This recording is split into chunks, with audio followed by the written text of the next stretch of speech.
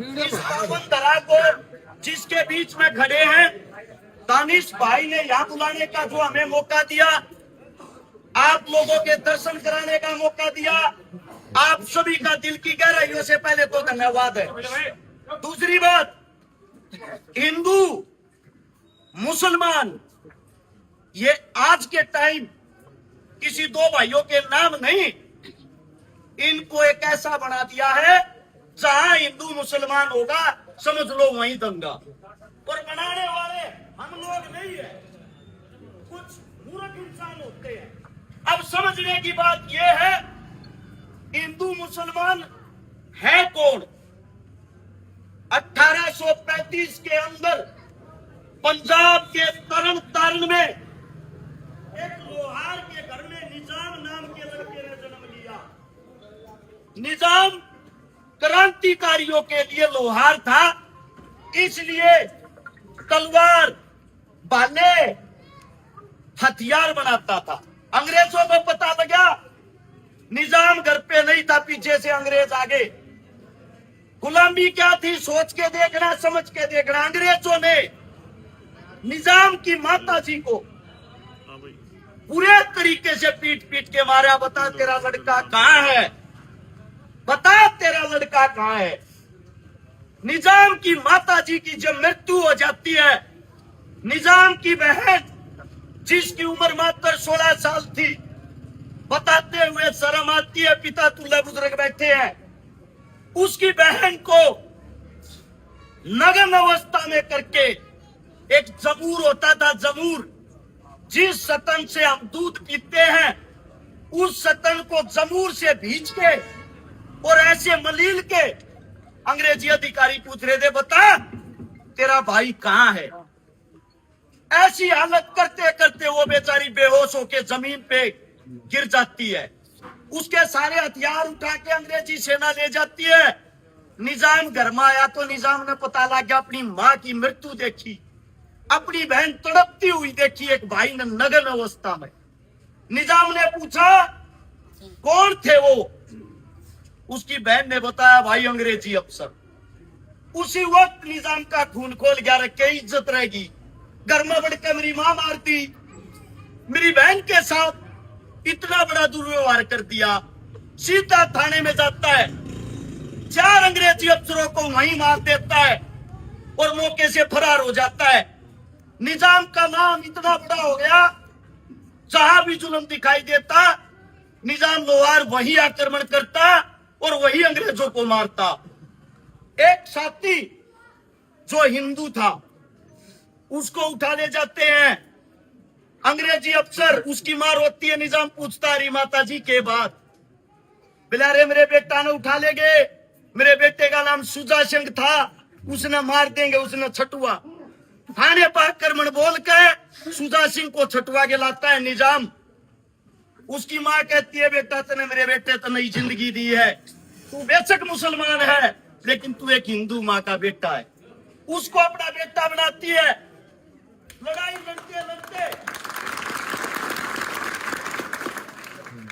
लड़ते लड़ते सुजा सिंह और निजाम इकट्ठी लड़ाई लड़ा करते। सुजा सिंह को एक लड़की से प्रेम हो जाता है, निजाम देख लेता है। निजाम उस लड़की को धमकाता है इससे दूर रहना, क्योंकि क्रांतिकारी अगर प्रेम करने लग गए तो क्रांति कमजोर हो जाएगी।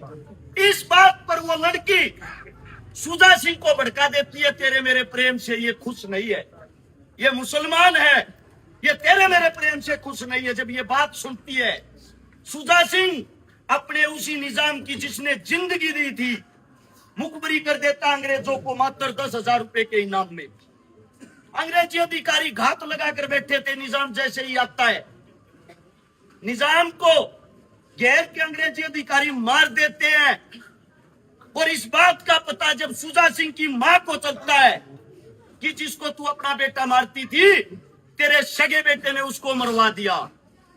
जब सुजा सिंह घर आया, उसकी मां ने खंजर से अपने बेटे की, जिसने उसकी कोख से जन्म लिया था, उसकी छाती फाड़ के अपने बेटे को मार के ये कहा था, तू मेरा क्या बेटा हो सकता है, जिसने तुझे जीवन दिया तू उस निजाम का ही नहीं हुआ। ये होता था हमारा प्रेम। और निजाम के जनाजे को देखने के लिए अंतिम संस्कार पे अंग्रेजी अधिकारियों ने ये घोषणा कर दी, निजाम के जनाजे में जो शामिल होगा 2 रुपए देने पड़ेंगे। उस वक्त 2 रुपए बहुत बड़ी चीज थी। ये बताया जाता है 18,000 आदमियों ने 35,000 रुपए इकट्ठे किए और गुलाम भारत के अंदर निजाम के अंतिम संस्कार में शामिल हुए, जिनमें से 15,000 जनाजा देखने वाले हिंदू थे। हिंदू शहीद आजम भगत सिंह का नाम सबने सुना होगा। शहीद आजम ने जिस वक्त पंजाब के अंदर अंग्रेजी अधिकारी को मारा, मारने के बाद अफरा तफरी मच गई। उसके परिवार को, शहीद भगत सिंह को उस वक्त फरार था, उसके परिवार को कोई छुपाने वाला नहीं था, कहीं जगह नहीं मिली। एक हबीबुर रहमान लुधियानवी जो मौलवी साहब थे, उसने कहा भगत सिंह ने इस देश के लिए जो काम किया है वो काम 7 जन्मों तक कोई बेटा नहीं कर सकता। सैंड्रस जैसे करूर हत्यारे को भगत सिंह ने मारा है। आप लोगों के लिए जब तक मेरी जिंदगी और जब तक मेरी जान है, जब तक मेरा ईमान है, मेरे घर के अंदर रहोगे, मेरा घर आपका घर है। जब जिस वक्त भगत सिंह ने, बटुकेश्वर दत्त ने यहाँ पे गोला फेंका दिल्ली के अंदर असेंबली में, नसीम मिर्जा नाम के आदमी ने उनकी फरारी कटवाई, अपने घर पे रखा और कहा, ए भगते तू मेरा शेर है, शेर। गोला फेंकने के बाद अगर तुझे फांसी की सजा हो, मुझे साथ लेके चलना। ये मोहब्बत थी। अब ये मोहब्बत हमारी खराब कहाँ हुई? समझने की जो बात है, हमने गोरे अंग्रेजों को भगा दिया। 1947 के अंदर आजादी मिल गई। आजादी के बाद एक नई चीज ने जन्म लिया जिसका नाम है हिंदू मुसलमान। हमने आजादी इकट्ठे ली थी।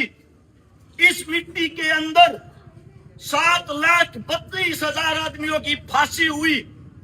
उस 7,32,000 आदमियों में हिंदू और मुसलमान ने हंसते हंसते वो फांसी का फंदा चूमा, कहीं से मिट्टी की मुट्ठी उठा लेना। इसके अंदर हिंदू और मुसलमान का इकट्ठा खून मिला हुआ है, तब जाके हिंदुस्तान आजाद हुआ। पूरे अंग्रेज चले गए, साइड हो गए, लेकिन इस देश के अंदर काले अंग्रेज आ बैठे। काले अंग्रेजों को ये बात हजम नहीं हुई कि हम आप अपनी राजनीति चलाएं कैसे। कोई हिंदुओं का ठेकेदार बन गया तो कोई मुसलमानों का ठेकेदार बन गया। 1947 के बंटवारे की अगर आप बात सोचोगे, आप लोगों की रूह कांप जाएगी। सोचने समझने की बात है। रात को घोषणा होती है, जितने मुसलमान हैं पाकिस्तान चले जाओ, जितने हिंदू हैं हिंदुस्तान चले जाओ। सोचो इस वक्त यहाँ आकर कोई फरमान दे आप लोगों को, अभी इसी वक्त इस गांव को खाली करो। सोच के देखना, आप लोगों का बस्ता रखने के लिए, आपके परिवार को रखने के लिए कहा आपके दिमाग में जंग आएगी? आपके पास दिमाग में जंग आएगी कि रिश्तेदारों के पास चले जाओ। अब मुसलमान का रिश्तेदार कौन होगा? मुसलमान कहाँ जाएगा? मुसलमान के पास। हिंदू का रिश्तेदार कौन होगा? हिंदू। लेकिन जब संपूर्ण कौम को अलग कर दिया जाता है, वो बस्ता रखने के लिए जगह नहीं मिलती। उन लोगों ने पीढ़ी दर पीढ़ी हमारे पर कब्जा करने के लिए, अपनी राजनीति चमकाने के चक्कर में, जो लाहौर कभी सेंट्रल जो जेल थी जिसमें शहीद आजम भगत सिंह राजगुरु सुखदेव को फांसी तोड़ा गया, जिस गांव में भगत सिंह ने जन्म लिया, जो आज पाकिस्तान के अंदर आता है, उस भगत सिंह से ही कुछ सीख लो। उनको हिंदुस्तानी भी अपना हीरो मानता और पाकिस्तानी भी मानता है कि नहीं मानता है? अगर मानता है तो एक बात सोचना, जब दो परिवारों के बीच में एक रेखा खींची गई, उस रेखा में रातों रात 1.5 करोड़ आदमियों को बाहर निकाला गया था और फरमान जारी किया गया था, कहीं भी जाओ। राजनीति का ऐसा बीज बो दिया था, उस बीज के कारण हम लोग इतने अंधे हो गए। हिंदू मुसलमान की बहन बेटी का बलात्कार कर रहा था, मुसलमान हिंदू की बहन बेटी का बलात्कार कर रहा था। जो परिवार उस वक्त इकट्ठा रहता था, हिंदू मुसलमान भाई इकट्ठा रहता था, उनके बीच में राजनीति ने ऐसी विचारधारा पैदा कर दी, एक दूसरे की बेटी हमें दुश्मन दिखाई देने लगी। उस वक्त लगभग बंटवारे के टाइम पे 40 लाख हिंदू और मुसलमान मारे गए थे। 40 लाख।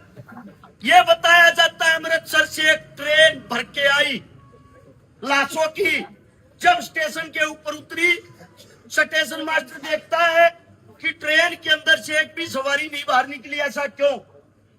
जब स्टेशन मास्टर उस ट्रेन के अंदर एंट्री करता है, यह बताता उसकी रूह कांप गई है देख के, सबके सर कटे हुए, सबकी इज्जतें लुटी हुई।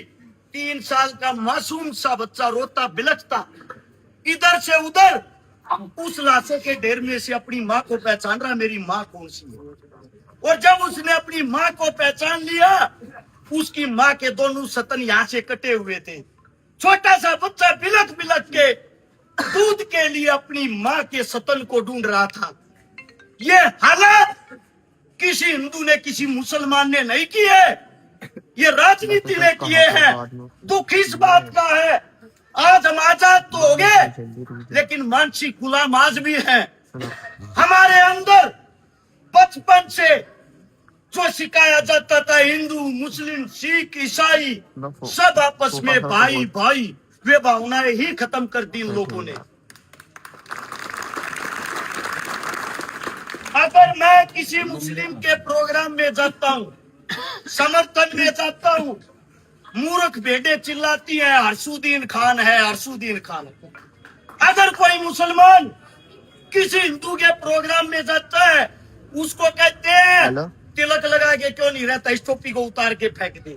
जब तक हम इस भावना को नहीं त्यागेंगे, जब तक ये जो सरकारें हैं, इनकी जो मानसिकता है, उनके द्वारा चलते रहेंगे, हमारा भेदभाव आपस में खत्म नहीं होगा।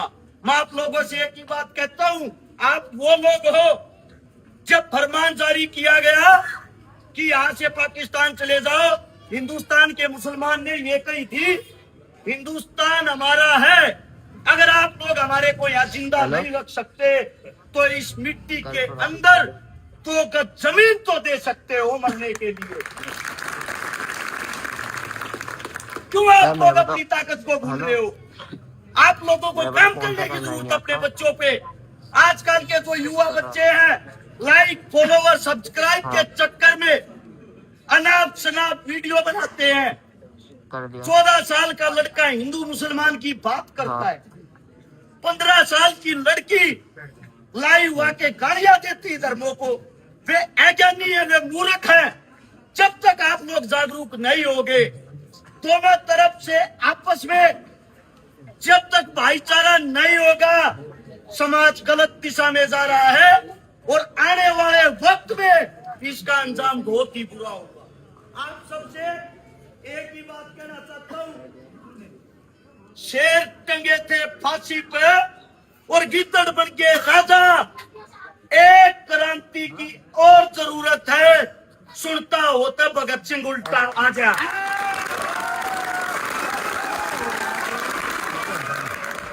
भगत सिंह वे राजगुरु, वे सुखदेव, वे खुदीराम बोस, वे अस्फाकुल्ला आप लोगों के ही बेटे थे, आप लोगों के ही पीछे आए थे। लेकिन वे जब आए थे, जब आप लोगों ने अपने बच्चों को पहचाना और उनका समर्थन किया। मैं आप लोगों को एक बात और कहता हूं, आप लोगों ने किसी मीट की दुकान पे मुर्गे देखे होंगे, एक पिंजरे में बंद मुर्गे फड़फड़ाते हैं। जब जिस मुर्गे का कटने का नंबर आता है, उस मुर्गे को वो दुकानदार बाहर निकालता है वो पंख फड़फड़ाने शुरू कर देता है और बाकी तुम दुबा के चुप बैठ जाते हैं। आप लोगों को बता देता हूं, ये पिंजरा आप लोगों को तोड़ना पड़ेगा, वरना आज नहीं तो कल मेरे मुख से कोई गलत शब्द, गलत बात निकल गई हो, आपका बेटा हूं, आपका बच्चा हूं, आप लोगों के बीच में क्षमा प्रार्थी हूं। और एक बात और कहना चाहता हूं आप लोगों को, किसकी मजाल छेड़े जो दलेर को और गर्दिश में आके घेर लेते हैं गिरतड़ भी शेर को।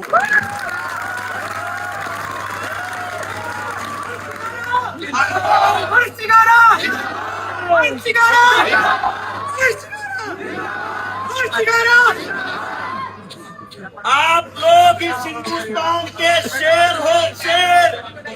आप सभी साथियों से विनती है, अपने अंदर के शेर को जगाओ, अपने बच्चों पर ध्यान दो और जो बीच की दरार है इसको लेकर हर गांव एक संदेश भिजवाओ।